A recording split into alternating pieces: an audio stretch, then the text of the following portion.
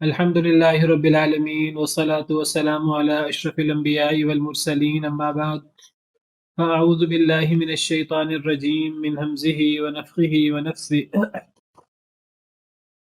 بسم الله الرحمن الرحيم رب اشرح لي صدري ويسر لي أمري واحلل عقدة من لساني يفقه قولي اللهم انفعنا بما علمتنا وعلمنا ما ينفعنا وزدنا علما فبشر عبادي الذين يستمعون القول فيتبعون أحسنه أولئك الذين هداهم الله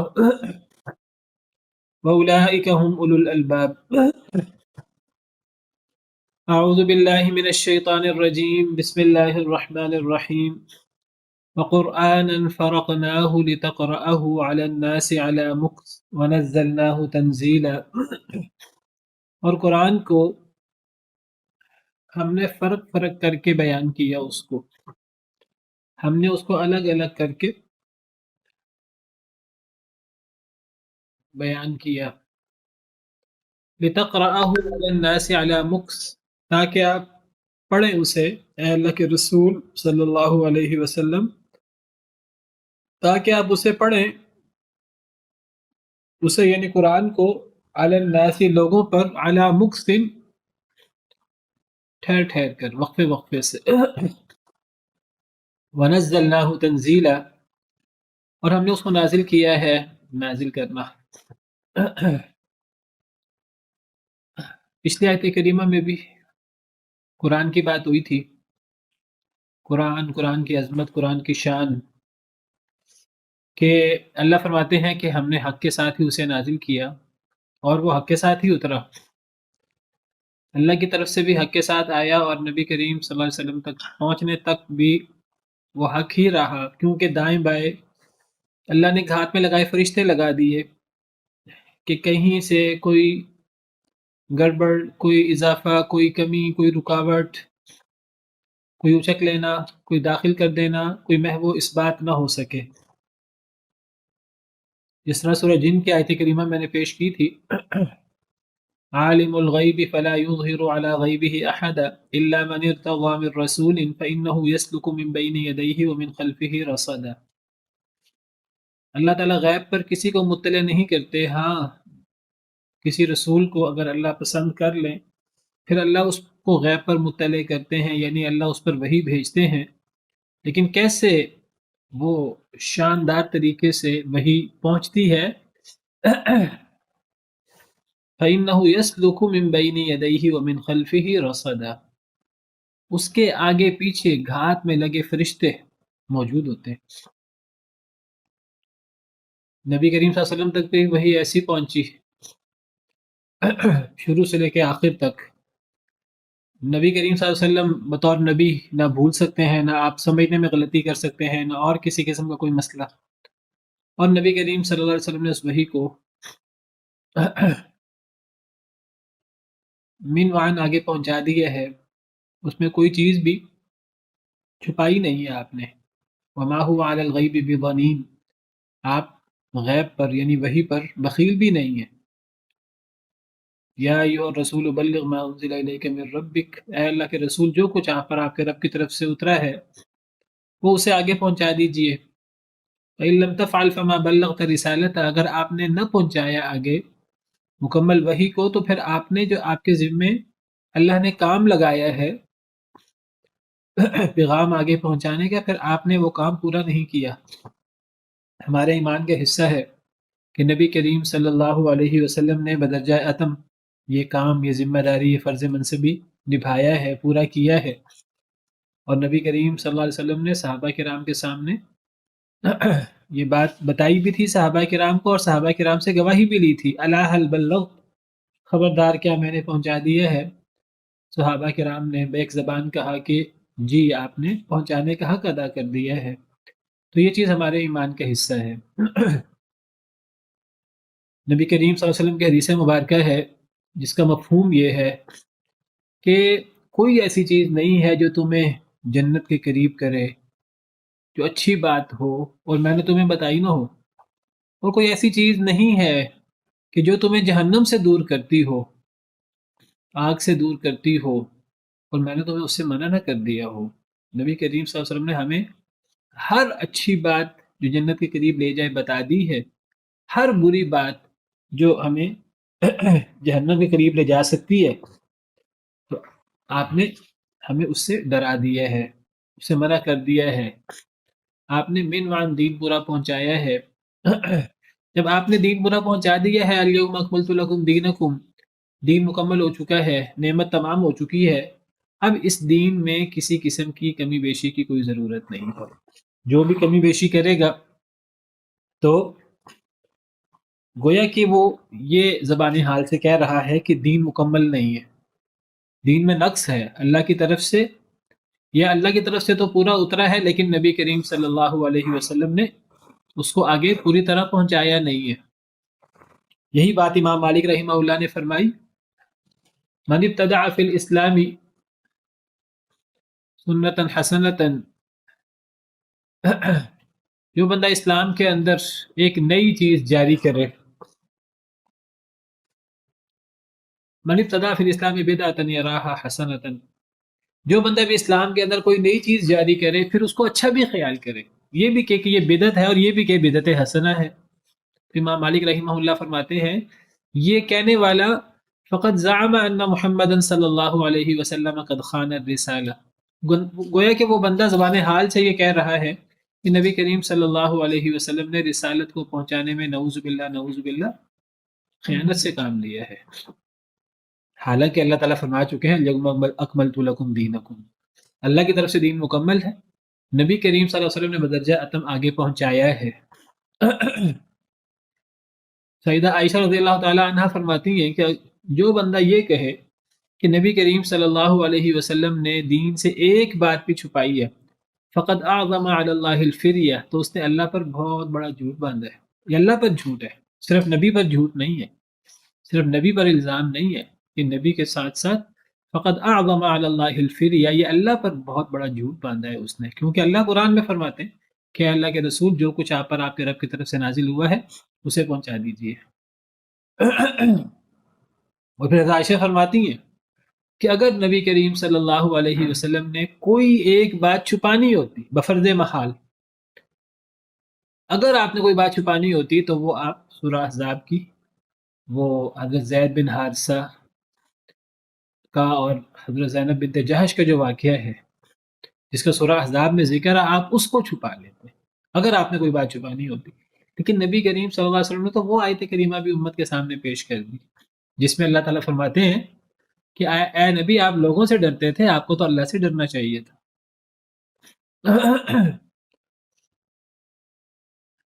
تو نبی کریم صلی اللہ علیہ وسلم نے یہ قرآن یہ دین پورا کا پورا آگے پہنچایا ہے اور اس میں کسی قسم کی کوئی کمی بیشی نہیں ہوئی۔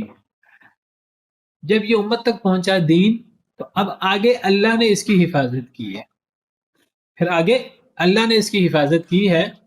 اللہ فرماتے ہیں اِنَّا نَحْنُ نَزَّلْنَا الذِّكْرَ وَإِنَّا لَهُ لَحَافِظُونَ، بے شک ہم ہی نے ذکر کو نازل کیا ہے اور ہم اس کی البتہ حفاظت کرنے والے ہیں۔ اب اس میں آگے پیچھے سے کوئی اضافہ کوئی کمی بیشی نہیں ہو سکتی۔ اللہ تعالیٰ سورہ حامیم سجدہ میں فرماتے ہیں وَإِنَّهُ لَكِتَابٌ عَزِيزٌ لَا يَأْتِيهِ الْبَاطِلُ مِن بَيْنِ يَدَيْهِ وَلَا مِن خَلْفِهِ تَنزِيلٌ مِّن حَكِيمٍ حَمِيدٍ، کہ یہ ایک غالب عزیز کتاب ہے، لا یاتیہ الباطل من بین یدیہ، اس میں باطل داخل نہیں ہو سکتا آگے سے نہ پیچھے سے، ولا من خلفہ، تنزیل من حکیم حمید، یہ تو اس اللہ کی طرف سے نازل کردہ ہے جو حکیم بھی ہے جو حمید بھی ہے، جس کی تعریف بھی کی گئی ہے۔ تو یہ ہے ہمارے دین کی سند، اللہ سے شروع ہو کر نبی کریم صلی اللہ علیہ وسلم تک، اور آپ نے سب سے پہلے جن صحابہ کرام تک پہنچایا اس وقت سے لے کر آج تک یہ دین یہ محفوظ ہے پورے کا پورا، قرآن کریم ہو، قرآن کریم کی تشریح ہو، سب بعض لوگ سمجھتے ہیں کہ جی قرآن محفوظ ہے، نہیں، دین محفوظ ہے ہمارا، کیونکہ ہمارا دین سارے کا سارا قرآن میں نہیں ہے، اس کی بہت ساری تفصیلات احادیث مبارکہ میں ان کے بغیر قرآن کی تعلیمات مکمل نہیں ہوتی۔ اللہ نے جب دین کو محفوظ کیا ہے تو اصل الاصول قرآن کے ساتھ اللہ نے قرآن کی تشریح، قرآن کے بیان، حدیث مبارکہ کو بھی اللہ نے محفوظ کیا ہے. اور اس کی دلیل وہ جو محدثین نے، تابعین، تبع تابعین، محدثین نے، ائمہ کرام نے لاکھوں راویوں کے حالات پرکھے، جانچے، اور ان میں بتایا کہ یہ سکہ راوی ہے، یہ ضعیف راوی ہے، یہ حدیث نبی کریم صلی اللہ علیہ وسلم تک صحیح سند سے پہنچتی ہے، یہ صحیح سند سے نہیں پہنچتی. ایک ایک حدیث کو پرکھ لیا، ایک ایک حدیث کی تفصیلات بیان کر دی.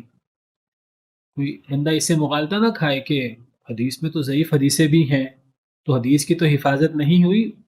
حدیثوں میں صحیح اور ضعیف کا الگ الگ ہو جانا یہ تو حفاظت کی دلیل ہے بہت بڑی. اس بات کا اقرار مسلمان تو مسلمان، غیر مسلم مستشرق بھی کرتے ہیں. تو اس قرآن کی بات کر کے اللہ تعالیٰ فرماتے ہیں کہ حق کے ساتھ ہی ہم نے اس کو نازل کیا ہے اور حق کے ساتھ ہی یہ نازل ہوا ہے. اور اس قرآن میں بشارت بھی ہے ایمان والوں کے لیے، انذار بھی ہے، ڈراوا بھی ہے نافرمانوں کے لیے. نبی کریم صلی اللہ علیہ وسلم وہ قرآن کے ذریعے واعظ کرتے ہیں، قرآن پیش کرتے ہیں اپنے مخاطبین کو، تو آپ بشارت بھی دیتے ہیں اور آپ انذار بھی کرتے ہیں. پھر اللہ اس قرآن کے بارے میں فرماتے ہیں وَقُرْآنًا فَرَقْنَاهُ لِتَقْرَأَهُ عَلَى النَّاسِ عَلَى مُكْثٍ، کہ اس قرآن کو ہم نے فرق فرق کر کے بیان کیا ہے. فرقناہ کے دو معنی مفسرین نے کیے. فرق کا لفظی مطلب تو فا را قاف، فرق کرنا، الگ الگ کر دینا. بعض مفسرین نے اس کا معنی کیا جو میں نے ترجمہ میں بھی معنی کیا، ہم نے قرآن کو فرق فرق کر دیا. کیا مطلب؟ ہم نے قرآن کریم کو وقفے وقفے سے نازل کیا ہے، قرآن اکٹھا نہیں اترا. پچھلی کتابیں اکٹھی اترتی تھیں، قرآن کریم نبی کریم صلی اللہ علیہ وسلم کے قلب اطہر پر اس دنیا میں جب نازل ہوا ہے تو اکٹھا نہیں اترا. میں اس سے پہلے آپ کے سامنے واضح کر دوں، قرآن کریم کا نزول اللہ کی طرف سے 3 مرتبہ ہوا ہے. ایک دفعہ قرآن کریم کا نزول لوح محفوظ میں ہوا ہے. یہ قرآن پورے کا پورا لوح محفوظ میں موجود ہے. اللہ تعالیٰ فرماتے ہیں سورہ بروج میں بل ہوا قرآن مجید فی لوح محفوظ، یہ بزرگی والا قرآن ہے، لوح محفوظ میں موجود ہے پورا کا پورا. ایک اور آیت کریمہ میں سورہ زخرف میں شروع میں اللہ تعالیٰ فرماتے ہیں حامیم والکتاب المبین، کتاب مبین کی قسم، واضح کرنے والے قرآن کی قسم. انا جعلناہ قرآنا عربیا لعلکم تعقلون، بے شک ہم نے اسے عربی قرآن بنایا ہے تاکہ تم سمجھ سکو، کیونکہ قرآن کریم کے پہلے مخاطب عرب تھے. آگے کیا فرمایا وَإِنَّهُ فِي أُمِّ الْكِتَابِ لَدَيْنَا لَعَلِيٌّ حَكِيمٌ. کیا مطلب ہے وَإِنَّهُ فِي أُمِّ الْكِتَابِ لَدَيْنَا لَعَلِيٌّ حَكِيمٌ؟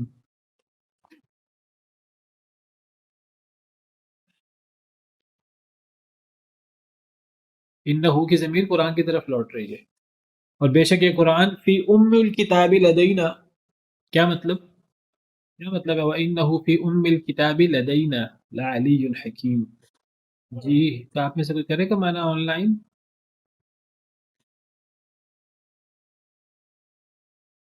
میری آواز آ رہی ہے آپ کو؟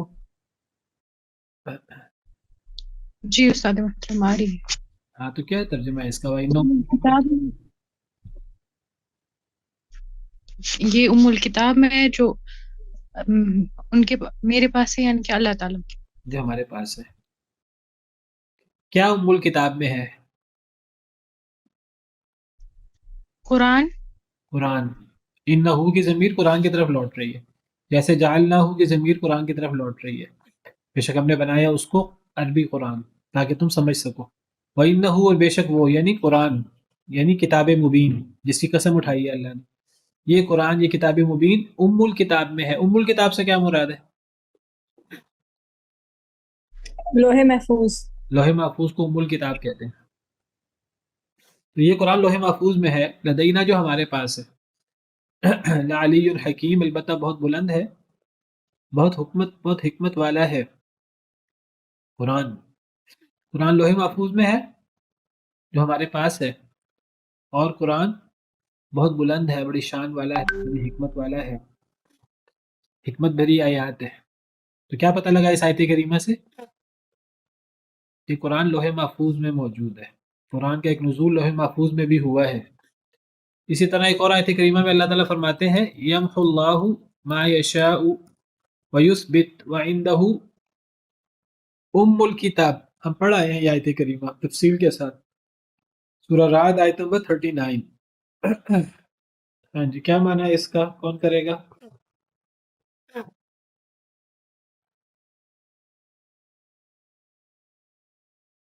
اور مٹا دیتا ہے اللہ تعالیٰ جو چاہتا ہے، اور ثابت رہنے دیتا ہے، یعنی کہ قائم رہنے دیتا ہے، اور وَعِندَهُ، اور اس کے پاس ہے الکتاب، لوح محفوظ۔ لوح محفوظ کیا مطلب ہوا؟ یمحو اللہ ما یشاء، اصل میں یمحو اللہ ما یشاء ویثبت آگے محذوف ہے، یعنی ما یشاء، اللہ مٹا دیتے ہیں جو چاہتے ہیں اور باقی رکھتے ہیں جو چاہتے ہیں، اور اللہ کے اس کا مطلب یہ ہوا کہ ہاں کیا جب وہی آپ صلی اللہ علیہ وسلم پر نازل ہوئی تو کچھ احکامات تھے جو پہلے تھے وہ بعد میں نہیں تھے، جیسے کہ حضرت عمر رضی اللہ عنہ کی حدیث سے ہے کہ وہ کچھ قرآن میں ہم تلاوت کرتے ہوتے تھے تو وہ اب نہیں ہے، ان کا حکم باقی ہے۔ اس طرح سے یعنی کہ اللہ تعالیٰ نے جو باقی رکھنا تھا وہ رہا، اور جو نہیں رکھنا تھا اس کو آپ صلی اللہ علیہ وسلم کے دل سے محو کر دیا۔ تو قرآن میں اضافہ تو ہوتا رہتا ہے، کیونکہ قرآن اکٹھا تو اترا نہیں ہے، قرآن وقفے وقفے سے اترا ہے، اضافہ تو ہوتا رہتا ہے، کمی بھی ہوتی رہتی ہے، کیونکہ نسخ بھی ہوتا رہتا ہے، اس پر تفصیل سے بات ہو چکی ہے سورہ نحل کے آخر میں۔ تو قرآن میں محو بھی ہوتا ہے، اس بات بھی ہوتا ہے، تو محو کا مطلب مٹانا، کمی کرنا، تو اللہ مٹا دیتے ہیں یعنی قرآن سے جو چاہتے ہیں، اور اللہ ثابت رکھتے ہیں، قرآن سے اضافہ کرتے ہیں، قرآن میں جو چاہتے ہیں، نئی وحی، نیا قرآن اتر آتا ہے۔ نبی صلی اللہ علیہ وسلم تو قرآن وقفے وقفے سے اترا۔ وَعِندَهُ أُمُّ الْكِتَابِ، اللہ کے پاس تو ام الکتاب ہے۔ یہ ام الکتاب لوح محفوظ کا کیا تعلق ہوا قرآن میں محو اس بات سے؟ یعنی کہ اس میں سارا جمع ہے۔ اس میں سارا جمع ہے، جو قرآن کی ابتدائی صورت تھی جس میں سارا قرآن شروع سے آخر تک، جس میں وہ جو چیزیں بعد میں منسوخ ہو گئی وہ بھی موجود تھی، ابتدائی طور پر لوح محفوظ میں وہ بھی موجود ہے۔ پھر جو اللہ نے چیزیں جیسے جیسے قرآن اترتا رہا وہ بھی لوح محفوظ میں موجود ہے، جو اس بات ہوتا رہا، پھر جو نسخ ہوتا رہا لوح محفوظ میں وہ بھی موجود ہے، ابتدائی صورت بھی موجود ہے اور فائنل شیپ بھی موجود ہے لوح محفوظ میں۔ تو یہ مراد ہے،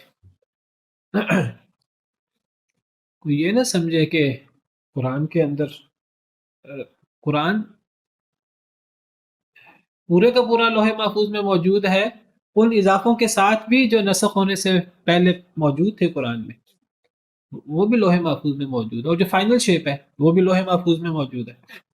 تو قرآن کریم کا ایک نزول لوح محفوظ میں ہوا، پہلو پہل قرآن کا ایک نزول آسمان پر ہوا، قرآن کا ایک نزول کہاں ہوا؟ آسمان پر۔ آسمان پہ کس جگہ؟ آسمان دنیا یعنی پہلا آسمان، اس میں ایک جگہ ہے جس کو بیت العزہ کہتے ہیں۔ بیت العزہ کا مطلب عزت والا گھر، بیت العزہ کا مطلب عزت والا گھر۔ تو قرآن کا ایک نزول آسمان دنیا میں بیت العزہ میں ہوا۔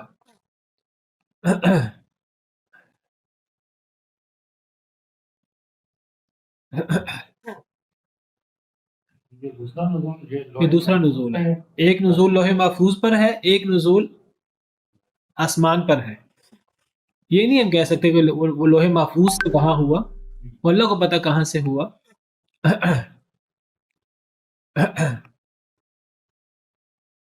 سیدنا ابن عباس رضی اللہ تعالی عنہ فرماتے ہیں، حضرت سعید بن جبیر حضرت ابن عباس سے روایت کرتے ہیں، حضرت ابن عباس فرماتے ہیں اللہ کے اس فرمان کے بارے میں، انا انزلناہ فی لیلۃ القدر، کہ ہم نے قرآن کو لیلۃ القدر میں اتارا۔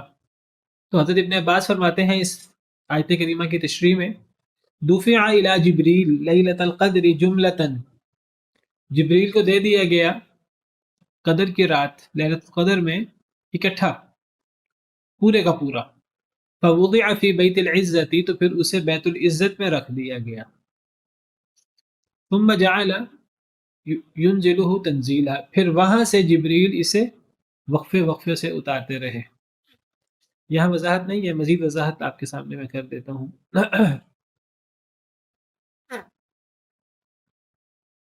جی یہ طبرانی کی حدیث ہے، حضرت ابن عباس فرماتے ہیں انا انزلناہ فی لیلۃ القدر، اس آیت کریمہ کی شرح میں انزل القرآن جملۃ واحدۃ، قرآن کریم اکٹھا نازل ہوا پورے کا پورا شروع سے آخر تک، حتی وضع فی بیت العزت، حتیٰ کہ عزت کے گھر میں رکھ دیا گیا۔ بیت العزہ ایک جگہ کا نام ہے، وہ کہاں ہے؟ فی السماء الدنیا، آسمان دنیا میں۔ جس طرح یہ زمین ہے اور یہ آسمان اس کی چھت ہے، گویا کہ زمین فرش ہے، آسمان چھت ہے، پہلا آسمان یا آسمان دنیا یہ چھت ہے۔ اچھا یہ جو آسمان دنیا ہے اس کے اوپر بھی مخلوق بستی ہے، فرشتے بستے ہیں، اس کی چھت کیا ہے؟ دوسرا آسمان، پھر دوسرے آسمان کا بھی فرش ہے، وہاں بھی آسمان والے یعنی فرشتے بستے ہیں، پھر تیسرا آسمان اس کی چھت ہے، پھر چوتھا آسمان، پھر پانچواں آسمان، چھٹا آسمان، ساتواں آسمان، 7 آسمان ہے۔ تو یہ پہلے آسمان کے اوپر ایک جگہ ہے جس کو بیت العزہ کہتے ہیں، تو وہاں قرآن کریم کا نزول ہوا اکٹھا۔ وَنَزَّلَهُ جبریل علیہ السلام علی محمد صلی اللہ علیہ وسلم، پھر وہاں سے جبریل امین علیہ السلام اسے آہستہ آہستہ لے کر اترتے رہے ہیں۔ یہ آہستہ آہستہ کا معنی کہاں سے پیدا ہوا؟ نزلہ، نزلہ کا مطلب ہوتا ہے آہستہ آہستہ نازل کرنا۔ وہاں سے جبریل اسے محمد صلی اللہ علیہ وسلم پر آہستہ آہستہ لے کر اترتے رہے ہیں، بجواب کلام العباد واعمالہم، لوگوں کے کلام کے جواب میں، لوگوں کے سوالوں، لوگوں کے اعتراضات کے جواب میں آہستہ آہستہ جبریل امین اللہ کے حکم سے، اپنی مرضی سے نہیں، جب اللہ کا حکم ہوا تو وہاں سے لے کر وقفے وقفے سے اترتے رہے، لوگوں کے کلام کے جواب میں، لوگوں کے اعمال، لوگوں کے طور طریقوں کے جواب میں۔ قریش کے اعتراضات کا جواب ہے، لوگوں کے سوال کا جواب ہے، صحابہ کرام کے سوال کا جواب ہے، یہود کے سوال کا جواب ہے، مختلف واقعات ہوئے تو موقع پر آیات اتری۔ تو قرآن کے 3 نزول ہوئے، ایک لوح محفوظ میں، ایک آسمان دنیا میں بیت العزہ میں اکٹھا، اور تیسرا نزول نبی کریم صلی اللہ علیہ وسلم کے قلب اطہر پر ہوا۔ لوح محفوظ میں کب ہوا؟ وہ زمین و آسمان کی تخلیق سے بھی پہلے اللہ نے جب لوح محفوظ میں ہر چیز دکھوا دی، زمین و آسمان کی تخلیق سے بھی کتنا عرصہ پہلے اللہ کو پتہ ہے۔ آسمان دنیا میں کب نزول ہوا؟ لیلۃ القدر میں اکٹھا۔ وہاں سے نبی کریم صلی اللہ علیہ وسلم پر نزول ہونا شروع ہوا۔ نبی صلی اللہ علیہ وسلم پر قرآن پورے کا پورا اکٹھا نہیں اترا، آپ پر وقفے وقفے سے اترا ہے، اور جو وقفے وقفے سے اترا ہے تو اس اترنے کی ابتدا لیلۃ القدر میں ہوئی ہے۔ اس اترنے کی ابتدا کس میں ہوئی ہے؟ لیلۃ القدر میں ابتدا ہوئی ہے۔ پورا قرآن نبی کریم صلی اللہ علیہ وسلم کے قلب اطہر پر لیلۃ القدر میں نہیں اترا، رمضان میں نہیں اترا پورا قرآن، رمضان میں بھی اترا ہے، رمضان کے علاوہ بھی اترا ہے، لیکن نبی صلی اللہ علیہ وسلم پر جو وقفے وقفے سے اترا ہے اس کی ابتدا غار حرا میں جو ہوئی ہے۔ پہلی وحی کون سی ہوئی ہے؟ اقرا بسم ربک الذی خلق، تو وہ وحی وہ لیلۃ القدر میں ہوئی تھی، پہلی وحی۔ آسمان دنیا میں جو رکھا گیا وہ بھی لیلۃ القدر میں رکھا گیا اکٹھا۔ انا انزلناہ فی لیلۃ القدر سے یہی مراد سیدنا ابن عباس نے لی ہے۔ حضرت ابن عباس یہ جو بات کر رہے ہیں، حضرت ابن عباس اپنی طرف سے یہ بات کیسے کر سکتے ہیں؟ حضرت ابن عباس کو کیا پتہ آسمانوں پہ کیا ہو رہا ہے؟ تو صحابہ کرام جب اس قسم کی بات کرتے ہیں جس بات میں اجتہاد کا امکان نہ ہو، جو بات تورات و انجیل وغیرہ میں نہ ہو، تو ایسی صحابہ کرام کی بات کو حکماً مرفوع سمجھا جاتا ہے کہ صحابہ کرام نے یہ بات لازماً نبی کریم صلی اللہ علیہ وسلم سے سنی ہے، اس کو مرفوع حدیث سمجھا جاتا ہے۔ مرفوع حدیث کا کیا مطلب ہوتا ہے؟ یعنی صحابی اس حدیث کی نسبت نبی صلی اللہ علیہ وسلم کی طرف کر رہے ہیں، چاہے صحابی اس کی نسبت نبی کی طرف نہ بھی کریں، اصل میں صحابہ کرام کا دور وہ تھا کہ بڑا مقدس پاک دور تھا، لوگ جھوٹ نہیں بولتے تھے، لوگ دین کے بارے میں اپنی طرح سے چیزیں ڈالتے نہیں تھے. تو صحابہ کرام کئی دفعہ نبی کریم صلی اللہ علیہ وسلم سے سنی ہوئی بات آپ کی طرف نسبت کیے بغیر کر دیتے تھے. تو ایسی بات صحابہ کی جس میں اجتہاد کا عمل دخل نہ ہو، اسرائیلیات سے اس کا تعلق نہ ہو، تو وہ مرفوع کے قائم مقام ہوتی ہے وہ بات. صحابہ اپنی طرف سے کوئی ایسی بات نہیں کرتے تھے جنت کے بارے میں، جہنم کے بارے میں، آسمانوں کے بارے میں، جو چیز صحابہ خود معلوم نہ کر سکیں. اگر کوئی صحابی ایسی بات کرے گا اور صحیح سند سے ثابت ہوگی تو ہم یہی سمجھیں گے کہ اس صحابی نے وہ بات نبی صلی اللہ علیہ وسلم سے سنی ہے. شروع میں جو آپ نے غیب کی بات بتائی، ہاں، تو غیب سے مراد صرف وہی ہے یہاں پہ، تو اور غیب کا کیا مطلب ہے؟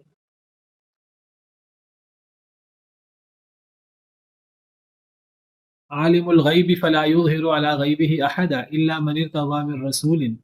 سورہ جن میں اللہ غیب کو جاننے والے ہیں اور اللہ تعالیٰ اپنے غیب پر کسی کو مطلع نہیں کرتے مگر جس رسول کو پسند کر لیں، اس پر اللہ غیب مطلع کر دیتے ہیں.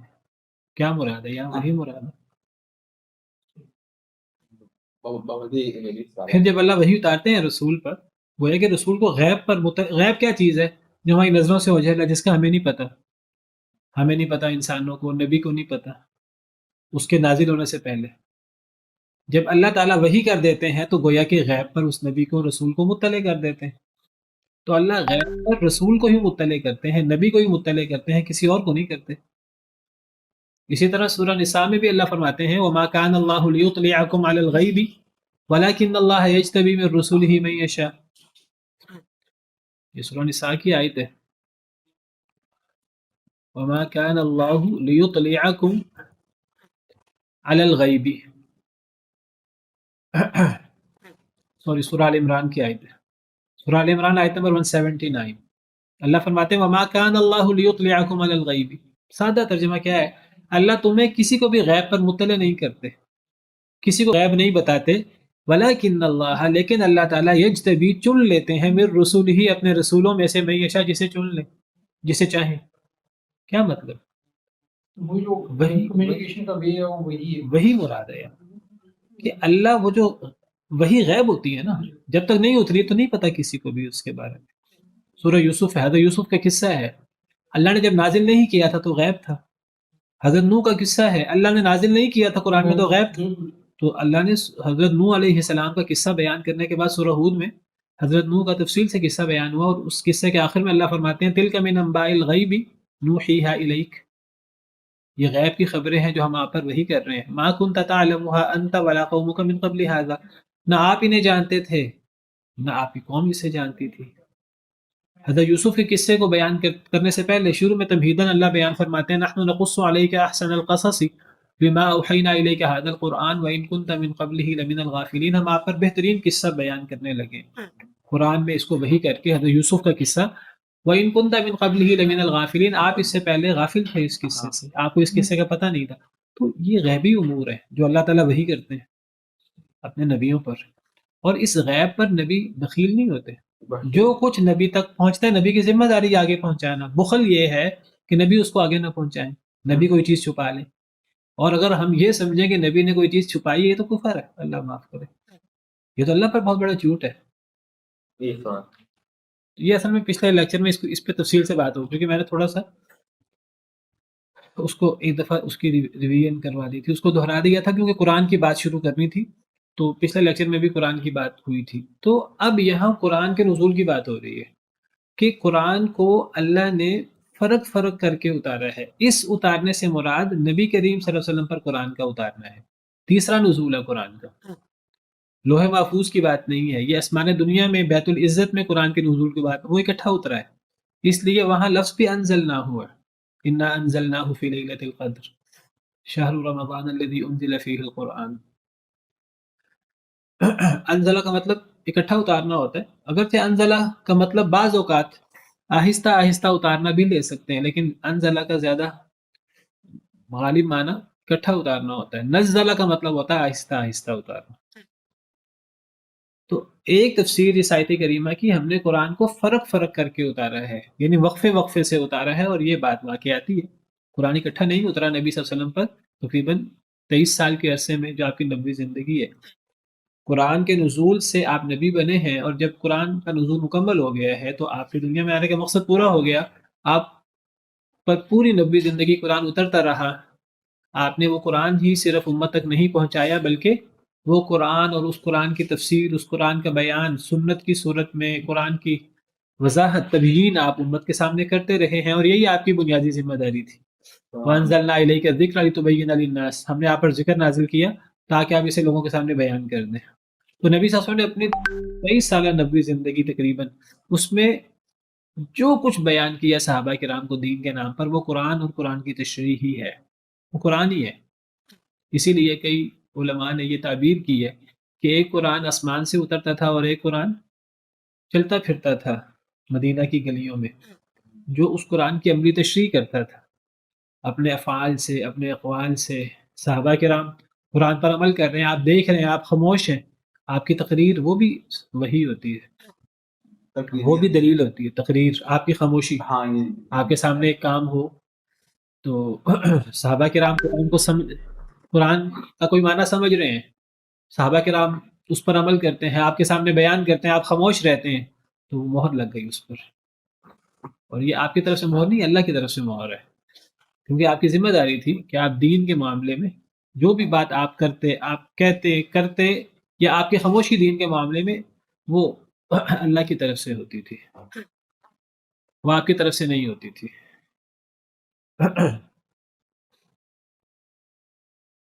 تو قرآن، تو تیسرا نزول قرآن کا نبی صلی اللہ علیہ وسلم پر یہ وقفے سے ہوا ہے، جبریل کے واسطے سے ہوا ہے، اور یہ آپ کے دل پر ہوا ہے۔ جس طرح اللہ فرماتے ہیں پہلے پارے میں، قُلْ مَنْ كَانَ عَدُوًّا لِجِبْرِيلَ فَإِنَّهُ نَزَّلَهُ عَلَىٰ قَلْبِكَ، کہہ دیجیے بِإِذْنِ اللہ، کہہ دیجیے جو جبریل کا دشمن ہے، یہود نے اتفاقا جبریل ہمارا دشمن ہے، یہ ہم پر عذاب لاتا ہے۔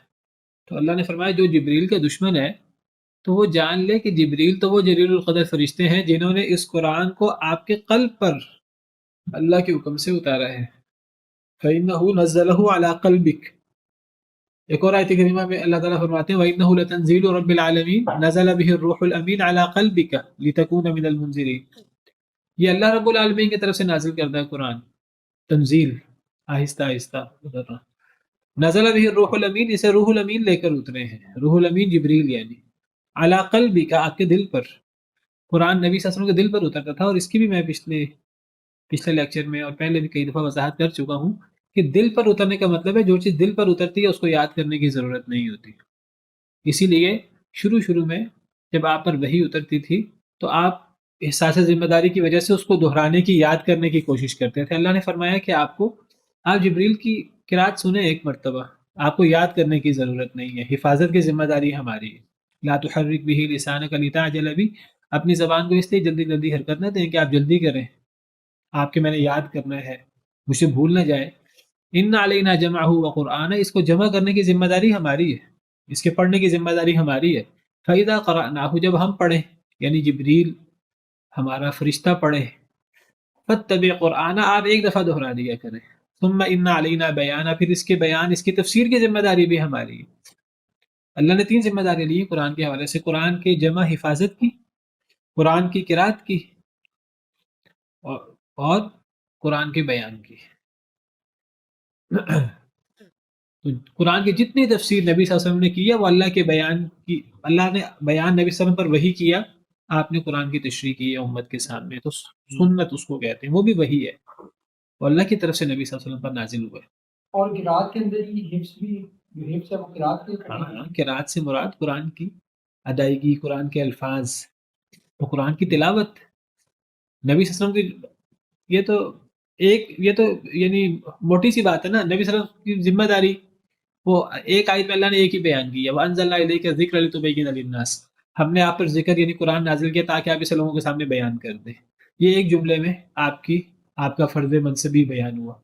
دوسری آیت کریمہ میں اسی بات کو اللہ تعالیٰ نے کھول کر بیان کی ہے، 4 ذمہ داریاں بتائی ہیں قرآن کے حوالے سے۔ وہ 4 ذمہ داریاں کیا ہیں؟ اسی ایک ذمہ داری کی تشریح دوسری ایک آیت میں نہیں، قرآن میں 4 آیتیں ہیں اس طرح کی، جس میں اللہ تعالیٰ نے قرآن کے حوالے سے جو نبی صلی اللہ علیہ وسلم کی ذمہ داری ہے اس کو اللہ تعالیٰ نے 4 نقطوں میں بیان کیا ہے۔ سورہ آل عمران میں اللہ فرماتے ہیں لقد من اللہ علی المؤمنین اذ بعث فیہم رسولا من انفسہم یتلو علیہم آیاتہ ویزکیہم ویعلمہم الکتاب والحکمہ۔ یتلو علیہم آیاتہ ویزکیہم، قرآن کی آیات کی تلاوت، قرآن سے تزکیہ، قرآن سے تربیت کرنا، قرآن سے پاک کرنا لوگوں کو، ویعلمہم الکتاب والحکمہ، لوگوں کو کتاب سکھانا۔ تلاوت آیات الگ ہے اور قرآن سکھانا الگ ہے۔ والحکمہ، اور حکمت سکھانا، قرآن کی تشریح، حدیث، اس کو حکمت کہتے ہیں۔ یہ بات قرآن میں 4 جگہ پر ہے، ربنا وبعث فیہم رسولا منہم یتلو علیہم آیاتک ویعلمہم الکتاب والحکمۃ ویزکیہم، سورہ بقرہ میں ہی کما ارسلنا فیکم رسولا منکم یتلو علیکم آیاتنا ویزکیکم ویعلمکم الکتاب والحکمہ، اور سورہ جمعہ میں والذی بعث فی الامیین رسولا منہم یتلو علیہم آیاتہ ویزکیہم ویعلمہم الکتاب والحکمہ۔ تو یہاں اللہ نے اسی ایک فرض جو آپ کا قرآن کے حوالے سے تھا اس کو 4 نقطوں میں بیان فرمایا، جس میں قرآن کی تلاوت یہ الگ ہے۔ قرآن کی تلاوت میں قرآن کا پڑھنا، قرآن کریم سے اللہ کا اصل مقصد ہمارے لیے یہ ہے کہ ہم قرآن کریم میں تدبر کریں، غور کریں، یہ اصل مقصد ہے قرآن کا۔ کتاب انزلناہ الیک مبارک لیدبروا آیاتہ، لیکن قرآن کی تلاوت اگرچہ یہ قرآن کریم کا ایک واحد مقصد تلاوت نہیں ہے، لیکن قرآن کی تلاوت یہ بھی بہت فضیلت کی بات ہے، کیونکہ قرآن اللہ کے الفاظ ہیں، اللہ کی صفت ہے، اللہ کی صفت کلام ہے۔ اللہ نے قرآن کریم کے ان الفاظ کے ساتھ تکلم فرمایا جیسے اللہ کی شان کو لائق، تو ان الفاظ کو بغیر معنی کے پڑھنے کی بھی بڑی فضیلت ہے، 10 نیکیاں ایک حرف کو پڑھنے کی۔ اور جو آپ نے مثال پیش کی وہ الف لام میم کی مثال پیش کی حدیث میں، الف لام میم کا معنی تو کسی کو پتہ نہیں ہے، تو الف لام میم کو پڑھنے پر 30 نیکیاں ملتی ہیں۔ تو جس کا معنی پتہ ہو، جس کا تدبر، جس کی تفسیر پتہ ہو، تو اس کے تو ثواب کا کوئی شمار کتاب نہیں ہے۔ بہرحال بات دور نکل رہی ہے، تو اس قرآن کو ہم نے فرق کر کے اتارا، یہ پہلی تفسیر ہے۔ دوسری تفسیر فرق نہ ہو کا مطلب ہے کہ ہم نے اس کو کھول کر بیان کیا، فرق نہ ہو، فرق کسی چیز کو کھولنا، جب یہ چیز کو کھولا جاتا ہے تو وہ چیز واضح ہو جاتی ہے، جس ہم کہتے ہیں فصلناہ، فصل کا مطلب ہوتا ہے، فصل کا مطلب بھی جدا جدا کرنا ہوتا ہے، لیکن ہم فصل کا معنی کیا کرتے ہیں؟ تفصیل۔ ہم کہتے ہیں فلاں نے بڑے تفصیل سے ہمیں یہ بات سمجھا دی۔ تفصیل سے مراد بہت لمبا کر کے سمجھانا نہیں ہوتا، ہمیں مغالطہ ہے تفصیل کا اگر ہمارے ذہن میں یہ معنی ہے تو فلاں نے ہمیں یہ بات تو بڑی تفصیل سے سمجھائی تھی۔ تفصیل کا مطلب بہت 2 گھنٹے لگا کر سمجھانا، یہ تفصیل نہیں ہے۔ تفصیل کا مطلب ایک بات کو دیکھیں، ڈور الجھی ہوئی ہے نا، تو اس کو جدا جدا کر دیں تو کلیئر ہو جائے گی۔ تو ایک بات کھول کر بتا دینا، اس کے اندر کوئی آپس میں ٹکراؤ، کوئی آپس میں شکوک و شبہات نہ ہو، بات کلیئر ہو جائے، چاہے 2 منٹ میں بتا دی جائے، کسی کو جدا جدا کر کے واضح کر کے بتا دی جائے۔ نبی کریم صلی اللہ علیہ وسلم بہت لمبی تقریریں نہیں کرتے تھے، آپ کے خطبے بڑے مختصر ہوا کرتے تھے، لیکن آپ جو بات کرتے تھے 3 دفعہ دہرا کر، اور آپ کا ایک لفظ وہ یعنی گنا جا سکتا تھا، بڑا واضح کر کے آپ بات سمجھایا کرتے تھے۔ تو تفصیل کا مطلب ہوتا ہے ایک بات کو بڑی وضاحت کے ساتھ جدا جدا کر کے اشتباہ کے بغیر بیان کر دینا۔ اسی طرح فرق نہ ہو کا معنی بعض مفسرین نے کیا ہے کہ قرآن کو ہم نے فرق کر کے اس کو ہم نے فرق کر دیا۔ کیا مطلب؟ ہم نے اس کو بالکل کلیئر کر دیا ہے۔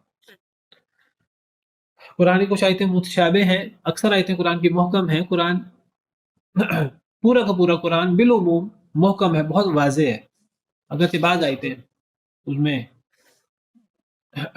تشابہ ہے، وہ بھی اللہ نے آزمائش کے لیے رکھا ہے کہ ہم محکم کے پیچھے جاتے ہیں کہ متشابہ کے پیچھے جاتے ہیں۔ ویسے پورا قرآن بالعموم بہت واضح ہے۔ کتاب آیاتہ ثم فصلت من لدن حکیم خبیر، اس کتاب کی آیتیں بڑی محکم اور بڑی واضح ہیں، اسی لیے کتاب قرآن کو قرآن حکیم بھی کہا جاتا ہے۔ قرآن حکیم یعنی حکمت والا قرآن، بہت مضبوط قرآن، بہت واضح اپنے موقف میں. تو یہ دو تفسیریں وقرآن فرقناہ کی. پہلی تفسیر زیادہ بہتر ہے کہ قرآن کو ہم نے وقفے وقفے سے نازل کیا، اس کو ہم نے جدا جدا کر دیا، یعنی قرآن کو ہم نے اکٹھا نہیں اتارا. یہ زیادہ واضح ہے، اگرچہ بعض مفسرین نے دوسری تفسیر بھی کی ہے، فرقناہ ای فصلناہ.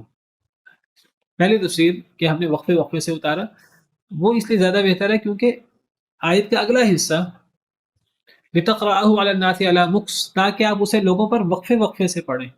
تو وقفے وقفے سے تب بھی پڑھیں گے جب وقفے وقفے سے اترے گا.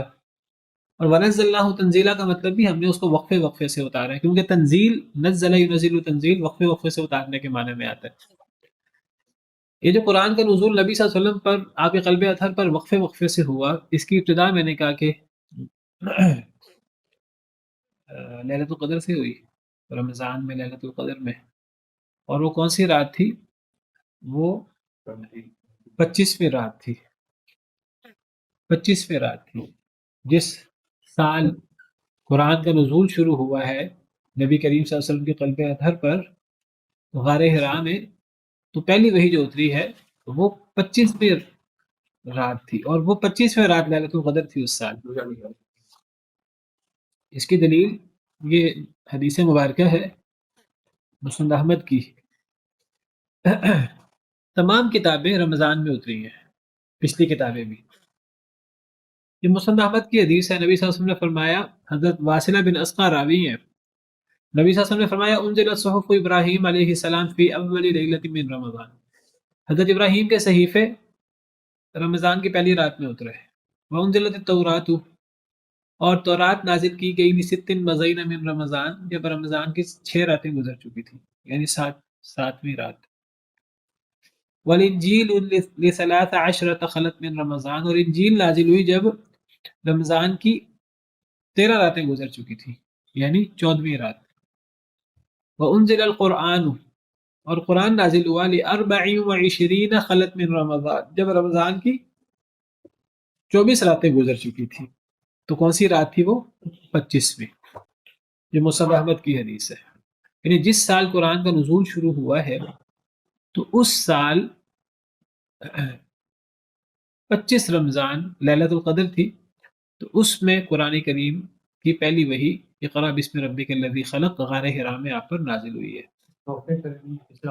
جی پہلی رات رمضان کی، تو رات 7ویں رات، انجیل 14ویں رات، سارے صحیفے رمضان میں ہی ہیں.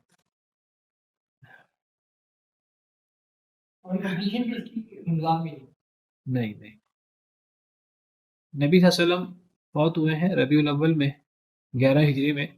آپ کی وفات سے چند راتیں پہلے آخری وحی واتقوا یوما ترجعون فیہ الی اللہ، یہ آخری وحی ہے. سورہ بقرہ کی آیت نمبر 281. سود کی احکام ہے، سود کے احکام کے آخر میں واتقوا یوما ترجعون فیہ الی اللہ. سورہ بقرہ آیت نمبر 281. یہ بعض حدیث سے پتہ لگتا ہے، حضرت ابن عباس کی حدیث ہے، نبی صلی اللہ علیہ وسلم کی وفات سے کوئی 7-8 دن پہلے یہ وحی اتری ہے آخری قرآن کی. سب سے آخر میں پوری صورت نازل ہوئی ہے اکٹھی، وہ سورۃ النصر ہے. انا انزلناہ اذا جاء نصر اللہ والفتح ورأيت الناس يدخلون في دین اللہ افواجا فسبح بحمد ربک واستغفر انہ کان توابا. وہ کب نازل ہوئی سورۃ النصر؟ یہ 10 ہجری کو 12 ذی الحجہ کو، جس سال آپ نے حج فرمایا حجۃ الوداع. تو الیوم اکملت لکم دینکم، یہ آیت سورہ مائدہ کی آیت نمبر 3 ہے. یہ حجۃ الوداع میں عرفات کے دن نازل ہوئی ہے، جمعہ کا دن تھا، وہ 9 ذی الحجہ. اور یہ جو سورہ نصر ہے یہ سیدنا ابن عمر کی حدیث ہے کہ یہ درمیان یوم تشریق میں نازل ہوئی ہے 10 ہجری کو. درمیان یوم تشریق سے مراد یوم تشریق 3 ہے، 11 12 13. تو یہ 12 ذی الحجہ کو یہ نازل ہوئی ہے سورہ نصر. پوری صورت یہ سب سے آخر میں نازل ہونے والی مکمل صورت ہے سورۃ النصر. اس میں اصل میں اسلام کے غلبے کی بات ہے، اور لوگ فوج اسلام میں داخل ہو رہے ہیں. یہ اصل میں نبی صلی اللہ علیہ وسلم کی اللہ کے پاس جانے کے بارے میں اس میں خبر موجود ہے. اسی لیے حضرت ابوبکر صدیق نے جب اس کو سنا تھا وہ رونا شروع ہو گئے تھے باقی صحابہ کرام خوش ہو رہے تھے کہ اس صورت میں تو اللہ کی مدد کی بات ہے، فتح کی بات ہے، لوگ جو اسلام میں داخل ہو رہے ہیں۔ حضرت ابوبکر صدیق نے فرمایا کہ یہ تو نبی صلی اللہ علیہ وسلم کے بارے میں بتایا گیا کہ آپ کے دنیا میں آنے کا مقصد پورا ہو گیا ہے۔ تو اس کے 2-2.5 مہینے کے بعد آپ اللہ کے پاس چلے گئے۔ تو سال کون سا تھا قرآن کے نزول کا؟ نبی صلی اللہ علیہ وسلم پر جب قرآن نازل ہونا شروع ہوا ہے تو عام الفیل جس سال آپ پیدا ہوئے، ہاتھی والا سال، جس سال ابرہہ آیا تھا، اسی سال آپ پیدا ہوئے تھے ربیع الاول میں، تو اس کو 40 سال گزر چکے تھے۔ تو رمضان میں غار حرا میں 25ویں رات قرآن نازل ہونا شروع ہوا۔ اس زمانے میں سالوں کے نمبر اور سالوں کے نام تو نہیں تھے، اسی طرح لوگ مشہور واقعات سے سال کو یاد رکھتے تھے۔ تو عام الفیل کو آپ کی پیدائش ہوئی ہے، آپ کی عمر مبارک 40 سال تھی تو آپ پر قرآن نازل ہونا شروع ہوا۔ صحیح بخاری کی حدیث ہے حضرت ابن عباس کی کہ آپ کی عمر مبارک 40 سال تھی، آپ پر قرآن نازل ہونا شروع ہوا، اور جب آپ کی عمر مبارک 53 سال ہوئی تو آپ نے ہجرت فرمائی مدینہ کی طرف، اور جب آپ کی عمر 63 سال ہوئی تو آپ فوت ہو گئے۔ تو گویا کہ آپ نے 90 زندگی تقریباً 23 سال گزاری ہے۔ آپ کی عمر مبارک 63 سال ہوئی ہے، تو 40 سال کے آپ تھے، آپ کی عمر مبارک تھی تو قرآن نازل ہوا۔ 13 سال آپ مکہ مکرمہ میں رہے اور 10 سال آپ مدینہ منورہ میں رہے۔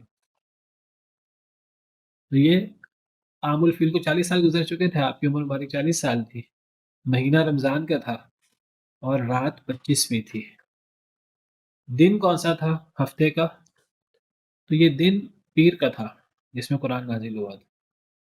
نبی صلی اللہ علیہ وسلم سے سوال ہوا کہ آپ پیر کو روزہ رکھتے ہیں؟ تو آپ نے فرمایا، صحیح مسلم کے حدیث ہے، آپ نے فرمایا فیہ ولدت وفیہ انزل علیہ، کہ پیر کے دن میں پیدا ہوا ہوں اور اسی دن مجھ پر قرآن کا نزول شروع ہوا ہے۔ تو آپ پر قرآن کا نزول پیر کے دن شروع ہوا ہے۔ پیر کا دن، یہاں دن کا ذکر ہے، مراد رات ہے، کیونکہ قرآن سے پتہ لگتا ہے کہ قرآن کا نزول رات میں ہوا ہے، انا انزلناہ فی لیلۃ القدر۔ تو دن کا اطلاق 24 گھنٹوں پر ہو جاتا ہے۔ یوم الاثنین کہا جائے پیر، تو اس سے مراد پیر کا دن بھی ہو سکتا ہے، پیر کی رات بھی ہو سکتی ہے۔ ہاں اگر باقاعدہ دن کا ذکر بھی ہو، رات کا ذکر بھی ہو، پھر رات کہا جائے تو اس سے مراد وہ 12 گھنٹے کی رات ہوتی ہے۔ اگر رات دن دونوں کا ذکر ہو، دن کا ذکر کر دیا جائے تو دن مراد ہوگا، رات کا ذکر کیا جائے تو رات مراد ہوگی۔ لیکن اگر ویسے دونوں کا ذکر نہیں ہے، دن رات کا، تو ویسے رات کہہ دیا جائے اس سے 24 گھنٹے مراد ہوتے ہیں، دن کہہ دیا جائے اس سے بھی 24 گھنٹے مراد ہوتے ہیں۔ اگر یہ کہا جائے کہ آج تو نہیں کہا جاتا، آج تو سفر مختصر ہو گئے ہیں، پرانے زمانے میں کہا جاتا تھا کہ فلاں علاقے کا سفر 3 دن کا ہے یا 3 راتوں کا ہے۔ 3 راتوں سے مراد وہ صرف راتیں نہیں ہیں۔ قرآن کریم میں اللہ تعالیٰ نے حضرت زکریا علیہ السلام کے حوالے سے فرمایا کہ حضرت زکریا علیہ السلام کی زبان بند ہو گئی، ایک جگہ پر 3 دنوں کا ذکر ہے، ایک جگہ پر 3 راتوں کا ذکر ہے۔ قال رب اجعل لي آیہ قال آیتک الا تکلم الناس 3 ایام الا رمزا، سورہ آل عمران میں، اور سورہ مریم میں ہے قال رب اجعل لي آیہ قال آیتک الا تکلم الناس 3 لیال سویا۔ ایک جگہ پر اس کو 3 دن کہا ہے، ایک جگہ پر اس کو 3 راتیں کہا ہے۔ تو پیر کے دن آپ نے فرمایا میں روزہ اس لیے رکھتا ہوں کہ پیر کے دن میں پیدا ہوا اور پیر کے دن مجھ پر قرآن اترا، یعنی پیر کی رات۔ اور پیر کے رات سے مراد پیر سے پہلے رات ہے، نہ کہ پیر کے بعد کی رات ہے، یعنی اتوار اور پیر کی درمیانی رات، اس میں قرآن نازل ہونا شروع ہوا ہے۔ یعنی کہ پیر کا روزہ سنت، پیر کا روزہ بالکل سنت ہے، صحیح مسلم کی حدیث ہے۔ نبی صلی اللہ علیہ وسلم کی پیدائش کی خوشی میں یا قرآن کے نزول کی خوشی میں، دونوں اس کی وجہ ہو سکتی ہے۔ یہ ہے آپ کی پیدائش کی خوشی منانے کا سنت طریقہ، جس کو کوئی نہیں مناتا، کیونکہ اس کے لیے 52 روزے رکھنے پڑتے ہیں سال میں۔ وہ کہتے ہیں سال میں ایک دفعہ خوشی منا لو 12 ربیع الاول کو، یہ آسان طریقہ کار بنا لیا لوگوں نے، عیسائیوں سے لے بھی لیا کرسمس کے طور پر، اور نبی صلی اللہ علیہ وسلم کی پیش گوئی بھی پوری ہو گئی. آپ نے فرمایا کہ قرب قیامت تم لوگ یہودیوں عیسائیوں کی پیروی کرو گے، اگر وہ کسی بل میں بھی گھسے جانور کے تم بھی گھسو گے. اب ہمارے یہاں کسی سے پوچھیں کہ آپ 12 ربیع الاول کو عید مناتے ہیں تو وہ کہتے ہیں وہ عیسائی نہیں مناتے، وہ ہم سے زیادہ تو نبی سے محبت کرتے ہیں. یہ اچھی محبت ہے. صحابہ تو محبت نہیں پھر کرتے تھے، تابعین تو محبت نہیں کرتے تھے، ائمہ کرام تو نہیں کرتے تھے. یہ تو 400-500 سال کے بعد یہ 12 ربیع الاول کو عید کی طرح منانا کا سلسلہ شروع ہوا ہے. یہ تو جو مناتے ہیں وہ بھی یہی کہتے ہیں. وہ کہتے ہیں نبی صلی اللہ علیہ وسلم کے دور میں نہیں ہوتا تھا، صحابہ کے دور میں نہیں ہوتا تھا، تابعین کے دور میں نہیں ہوتا تھا، تو گویا کہ ان میں سے کوئی محبت نہیں کرتا تھا.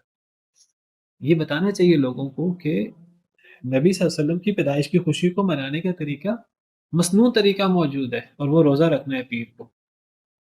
تو اس کو چھوڑ کر اپنی مرضی کا طریقہ اپنا لینا، یہ ایسے ہے جیسے اللہ تو کہیں کہ صبح فجر کے وقت اللہ کو راضی کرنے کے لیے 2 رکعتیں پڑھو.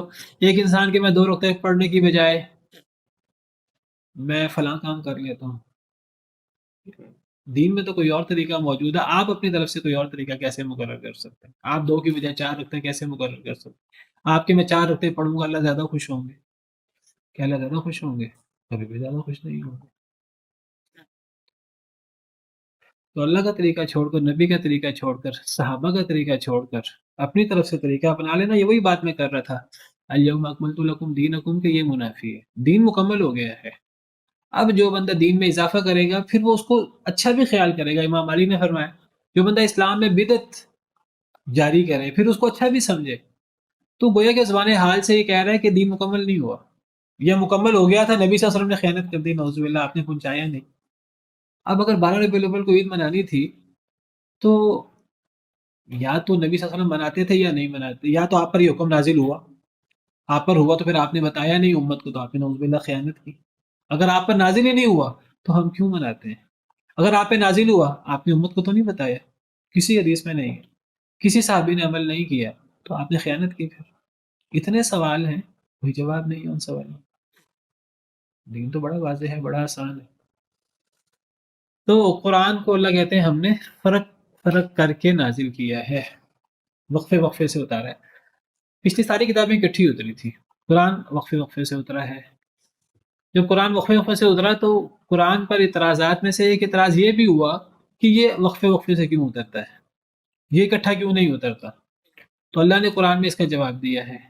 سورہ فرقان آیت نمبر 32 میں اللہ فرماتے ہیں وَقَالُوا لَوْلَا نُزِّلَ عَلَيْهِ الْقُرْآنُ جُمْلَةً وَاحِدَةً، انہوں نے کہا قرآن نبی صلی اللہ علیہ وسلم پر اکٹھا کیوں نہیں اترا. اللہ اس کا جواب دیتے ہیں كَذَلِكَ، اسی طرح ہی ہے، قرآن اکٹھا نہیں اترا. باقی کتابیں اکٹھی اتری تھی. تورات ہے تختیوں کی صورت میں پوری نازل ہوئی تھی، لکھی ہوئی اتری تھی.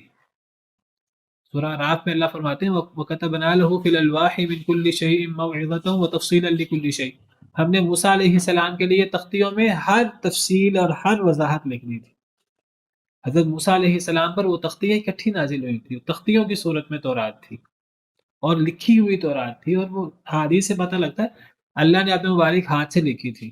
صحیح مسلم کی حدیث ہے، حضرت آدم کا حضرت موسیٰ کا مکالمہ ہے، صحیح مسلم میں، صحیح بخاری میں بھی ہے، صحیح مسلم میں بھی. تو اس میں ہے حضرت آدم حضرت موسیٰ سے کہتے ہیں وَكَتَبَ لَكَ التَّوْرَاةَ بِيَدِهِ، اللہ نے تیرے لیے تورات اپنے ہاتھ سے لکھی. قرآن میں اللہ فرماتے ہیں وَكَتَبْنَا لَهُ فِي الْأَلْوَاحِ مِنْ كُلِّ شَيْءٍ مَوْعِظَةً وَتَفْصِيلًا لِكُلِّ شَيْءٍ، ہم نے موسیٰ کے لیے تختیوں میں لکھ دی تھی ہر شے کی تفصیل اور نصیحت. پچھلی کتابیں اکٹھی اتری ہیں، قرآن وقفے وقفے سے اترا ہے. اللہ کہتے ہیں اسی طرح ہی ہے، وقفے وقفے سے اترا ہے. کیوں؟ لِنُثَبِّتَ بِهِ فُؤَادَكَ، تاکہ ہم آپ کے دل کو مضبوط کر دیں. قرآن وقفے وقفے سے اترنے کی پہلی بڑی وجہ نبی صلی اللہ علیہ وسلم کے قلب اطہر کو مضبوط کرنے کے لیے. دوسری وجہ وہی اس آیت کریمہ میں ذکر ہے وَقُرْآنًا فَرَقْنَاهُ لِتَقْرَأَهُ عَلَى النَّاسِ عَلَى مُكْثٍ، ہم نے قرآن کو آپ پر فرق کر کے وقفے وقفے سے اس لیے نازل کیا ہے تاکہ آپ اسے لوگوں پر وقفے وقفے سے پڑھیں. لوگوں پر وقفے وقفے سے پڑھیں گے صحابہ کرام پر، تو صحابہ کرام کے لیے سمجھنا، یاد کرنا، تدبر کرنا آسان ہوگا. اگر اکٹھا ہی پورا پڑھ دیں گے، پورا اکٹھا ہی دے دیں گے تو ٹھیک ہے اکٹھے کو بھی یاد کیا جا سکتا ہے، اکٹھے کو بھی پڑھا جا سکتا ہے، لیکن وقفے وقفے سے ہو تو نسبتاً آسان ہوتا ہے۔ تو ایک تو نبی صلی اللہ علیہ وسلم کے قلب اطہر کو مضبوط کرنے کے لیے اللہ نے قرآن وقفے وقفے سے اتارا، ایک لوگوں کی امت کے فائدے کے لیے اللہ نے صحابہ کرام کے فائدے کے لیے، ہمیں تو قرآن اکٹھا ہی ملا ہے، لیکن اس سے ایک چیز کا پتہ لگتا ہے کہ کوئی نیا نیا مسلمان ہو، بچہ بڑا ہو جائے، بالغ ہو جائے، تو دین کے احکامات اکٹھے ہی ٹھونس نہیں دینے چاہیے۔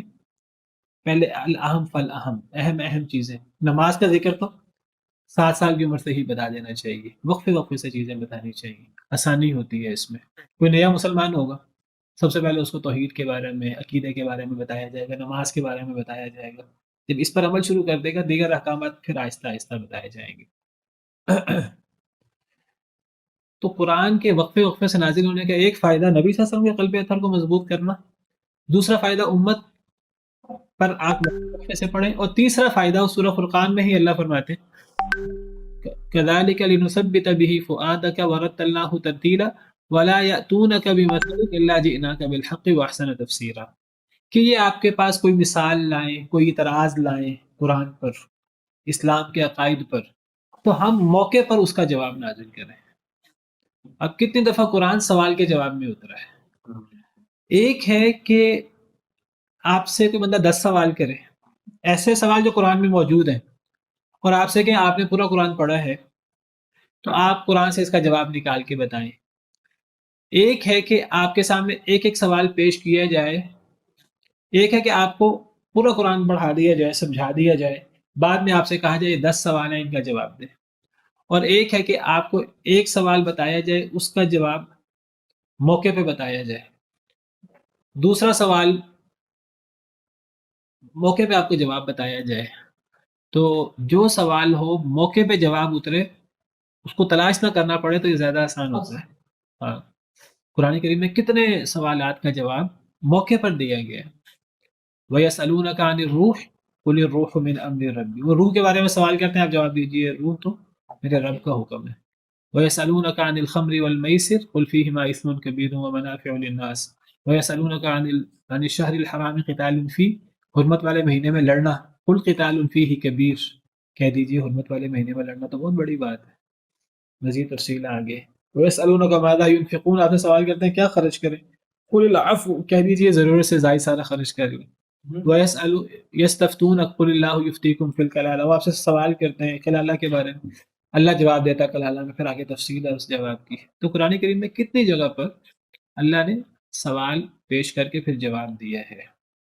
پھر کتنے واقعات ہوئے، جنگ بدر ہوئی، موقع پر جو آیات اتری، جنگ احد ہوئی تو موقع پر جو آیات اتری، جنگ تبوک کا واقعہ پیش آیا تو موقع پر آیات اترتی گئی۔ تو ان آیات کو سمجھنا زیادہ آسان ہوتا ہے، اسی لیے کہا جاتا ہے کہ اس امت میں نبی صلی اللہ علیہ وسلم پر اللہ تو وحی کرتے ہیں، اور نبی صلی اللہ علیہ وسلم سب سے زیادہ دین کو جانتے تھے، قرآن کو سمجھتے تھے، جو چیز مشکل ہوتی تھی اللہ وحی سے سمجھا دیتے تھے۔ نبی صلی اللہ علیہ وسلم سے صحابہ کرام نے سیکھا، صحابہ کرام جس وقت قرآن نازل ہو رہا تھا، پیچھے بیٹھو، جس وقت قرآن نازل ہو رہا تھا تو صحابہ کرام اس موقع پر موجود تھے۔ تو سب سے زیادہ نبی کے بعد قرآن کو سمجھنے والے صحابہ ہیں۔ بھئی جو صاحب واقعہ ہے، دیکھیے ایک بہت بڑا واقعہ ہو، 9/11 کا واقعہ ہے، جو لوگ وہاں موجود تھے ان سے پوچھا جائے سب سے بہتر بتا سکیں گے کہ کیا واقعہ ہوا، یہ جو لوگ شریک ہیں سارے معاملات میں۔ تو قرآن کی وہ آیت جنگ بدر کے بارے میں تو ان صحابہ سے بڑھ کر کون جانتا ہے جو جنگ بدر میں موجود تھے، وہ نفس نفیس شریک ہوئے۔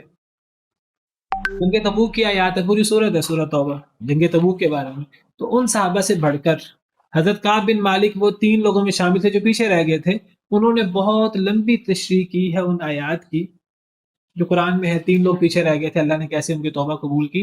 تو صحیح بخاری میں حضرت کعب بن مالک بڑی تفصیل سے یہ قصہ بیان کیا کرتے تھے، حدیث میں تفصیل سے قصہ موجود ہے۔ واقعہ عفق سورہ نور کے 2 رکوع حضرت عائشہ کے بارے میں، حضرت عائشہ کی برات میں اترے، اس کو حضرت عائشہ سے بڑھ کر کون جانتا ہے۔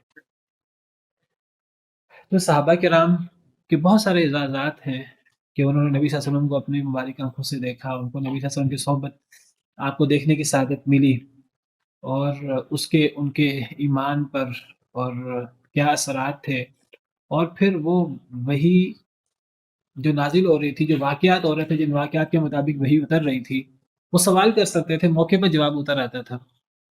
تو یہ حکمتیں ہیں قرآن کے آہستہ آہستہ نازل ہونے کی.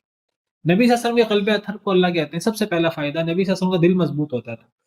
اصل میں دیکھیے قرآن سارا موجود ہے. آج کسی نے سارا قرآن بھی پڑھا ہو نا، مشکل حالات ہوں گے تو اس کو قرآن سے وہ آیتیں تلاش کرنی پڑیں گی جس میں اللہ نے حوصلہ دیا ہے. لیکن نبی صلی اللہ علیہ وسلم کے ساتھ یہ کیفیت نہیں تھی. آپ جب مشکل میں ہوتے تھے نا، موقع پر وہ حوصلے والی آیت اترتی تھی، فاصبر کما صبر اولو العزم من الرسل. آپ بڑے مشکل میں ہیں، بڑے قریش نے تنگ کیا ہوا ہے، اگر اس موقع پر یہ آیت اترے کہ آپ صبر کریں جس طرح اولو العزم رسولوں نے صبر کیا، اگر اس موقع پر یہ آیت اترے کہ وَلَقَدْ كُذِّبَتْ رُسُلٌ مِّن قَبْلِكَ، آپ سے پہلے بھی رسولوں کو جھٹلایا گیا، انہوں نے بھی صبر کیا، آپ بھی صبر کریں. اس موقع پر اگر یہ آیت اترے وَاصْبِرْ لِحُكْمِ رَبِّكَ فَإِنَّكَ بِأَعْيُنِنَا، آپ اپنے رب کے حکم کے مطابق صبر کریں، آپ تو ہماری نظروں کے سامنے ہیں، آپ ہماری نظروں سے اوجھل نہیں ہیں، ہم آپ کو بھولے نہیں ہوئے، آپ تو ہمارے سامنے ہیں. اگر اس موقع پر یہ آیت اترے لا تحزن ان اللہ معنا، کہ آپ گھبرائے نہیں، اللہ ہمارے ساتھ ہے، تو اس کا جو اثر ہوتا ہے وہ قرآن سے تلاش کر کے وہ آیات پڑھ کے اپنے آپ کو تسلی دینا، اس کا بھی ایک بہت بڑا اثر ہے. لیکن جو اثر موقع پر جو وحی اتر رہی ہے اس کا اثر ہوتا ہے، تو سب سے زیادہ فائدہ اس کا نبی صلی اللہ علیہ وسلم کی ذات کو، پھر امت کو فائدہ، پھر سوالوں کے جواب میں.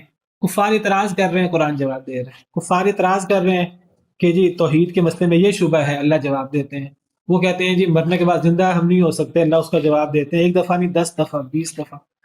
تو یہ حکمتیں ہیں قرآن کے وقفے وقفے سے نازل ہونے کی، اور اس سے قرآن کریم کو سمجھنا اور قرآن کریم سے دلوں کا مضبوط ہونا، نبی صلی اللہ علیہ وسلم کے لیے، صحابہ کرام کے لیے، اور بڑی حکمتیں ہیں. دین میں تدریج ہے، اس کا پتہ لگتا ہے. سبحان ربک رب العزت عما یصفون وسلام علی المرسلین والحمد للہ رب العالمین.